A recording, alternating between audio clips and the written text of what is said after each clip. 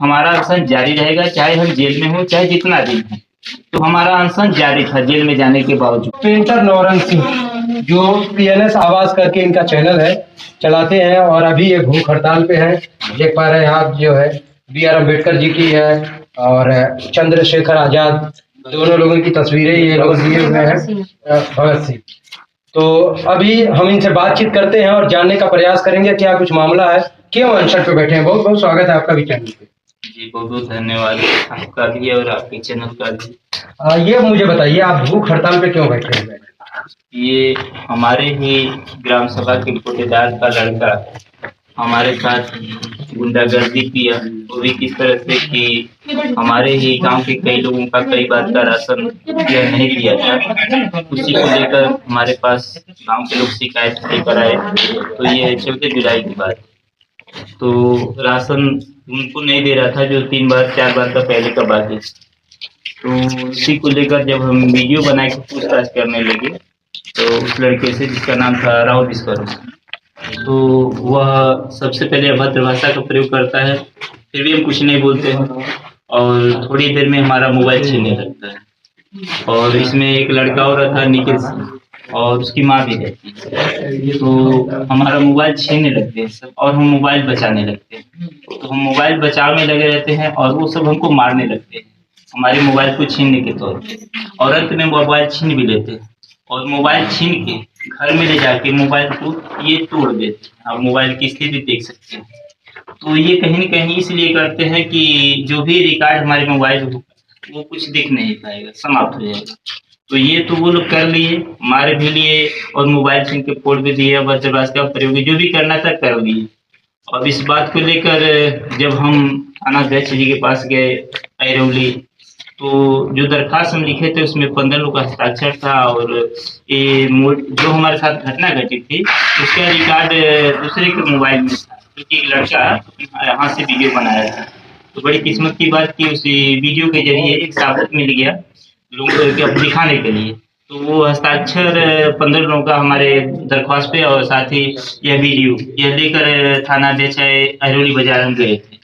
तो वहाँ पर जाने पर अपनी बात भी रख रहे हैं और बता रहे हैं कि हमारा मोबाइल का वीडियो इसमें पड़ा हुआ है। आप देख सकते हैं कि जिस तरह से हमारे साथ ये गुंडागर्दी की गई। तो ये देख नहीं रहे हैं, ना हमारा दरख्वास्त देख रहे हैं ना वीडियो देख रहे हैं। और वो लड़का भी पहुंच जाता है जो राहुल है, तो कोटेदार का लड़का, तो वो भी अपनी बात रखता है।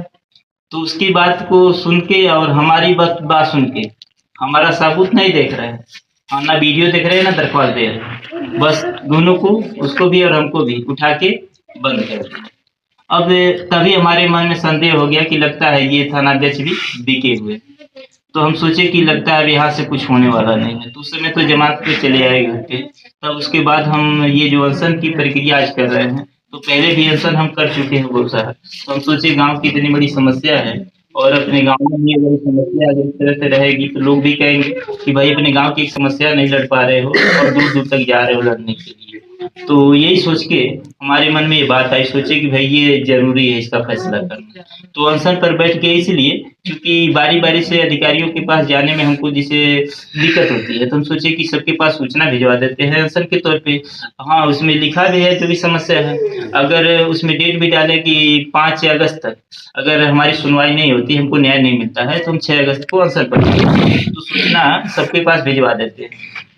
तो सूचना भिजवाने के बाद वहाँ से जब हमारा 6 अगस्त आता है, तो 6 अगस्त के एक दिन पहले 5 अगस्त की शाम को पुलिस हमको पकड़ के ले जाती है थाने पर, और थाने पर ले जाने के बाद वारंट दिखा के कि हमको जेल में डाल देती है। हालांकि वारंट की भी एक प्रक्रिया होती है कि 1 से 2 दिन में जमानत हो जाती है। हालांकि जमानत वैसे भी कोर्ट से ही हो जाती थी, लेकिन वो भी कहीं कहीं तानाशाही चल रही थी, आगे से ये प्रोग्राम बना हुआ था। तो जमानत नहीं हुआ, लेकिन फिर भी हम जेल जाने के लिए तैयार हुए। लेकिन हाँ, जो हमारा अनशन का डेट था वो जेल के दिन 6 अगस्त को ही था। तो 6 अगस्त को हमको जेल में डाला गया। तो हमारा अनशन नहीं था, हम अनशन जारी रखे, क्योंकि हम बाहर भी एक वीडियो बना के डाल दिए थे। तो हमारा अनशन जारी रहेगा, चाहे हम जेल में हो, चाहे जितना दिन है।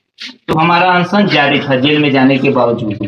तो जेल में गए तो जेल में भी बहुत सारा प्रयास किया गया हमारे अनशन को तोड़वाने के लिए। हालांकि जमानत तो हमारी 2 दिन में हो जानी चाहिए थी, लेकिन जानबूझ के तानाशाही कर रहे थे। तो कहीं न कहीं वहाँ भी मिली जुली सरकार थी, तो प्रयास यही कर रहे थे कि अनशन को किसी तरह से तुड़वाया जाए। तो हमारा अनशन टूटा नहीं, वहाँ के जेलर महोदय तक हमको डराए धमकाए।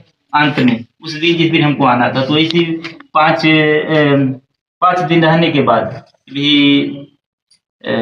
10 तारीख को रात को हम यहाँ अपने घर पहुंचे हैं जमानत।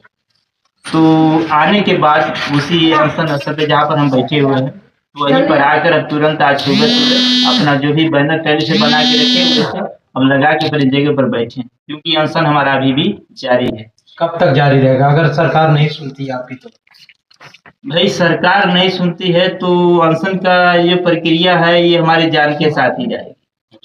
ये हमारा पूरा निश्चय है और इसको कोई तोड़ नहीं सकता।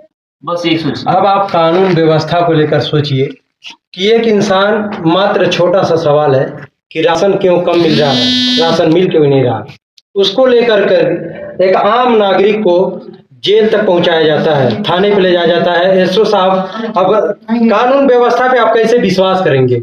आपके साथ गलत हुआ, आपके पास साक्ष्य मौजूद है कि मेरे पास साक्ष्य है, देख लीजिए एसओ साहब मेरे साथ गलत हुआ, लेकिन उल्टा आपको ही थाने में बैठाया जाता है, आप ही के साथ अभद्र तरीके से बात की जाती है और आप ही को जेल भेजा जाता है।